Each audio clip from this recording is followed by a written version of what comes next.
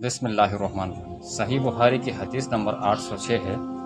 رسول اللہ صلی اللہ علیہ وآلہ وسلم نے فرمایا، اللہ تعالیٰ جب اہل جہنم پر رحم فرمائیں گے تو فرشتوں کو حکم دیں گے کہ جہنم سے اہل توحید گناہ گاروں کو نکال لاؤ۔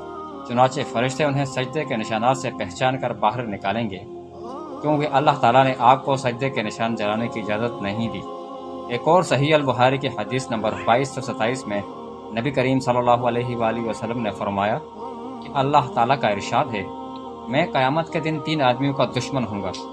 ایک وہ جس نے میرا نام لے کر عہد کیا پھر بے وفائی کی، دوسرا وہ جس نے کسی آزاد کو بیچ دیا اور اس کی قیمت کھائی، اور تیسرا وہ جس نے کسی مزدور سے پورا کام دیا لیکن اس کی اجرت نہ دی۔ صحیح البخاری کی حدیث نمبر 7423 میں رسول اللہ صلی اللہ علیہ وآلہ وسلم نے فرمایا، جو شخص اللہ اور اس کے رسول پر ایمان لائے، نماز قائم کرے اور روزے رکھے تو اللہ تعالیٰ کے ذمہ ہے کہ اسے جنت میں داخل کر دے۔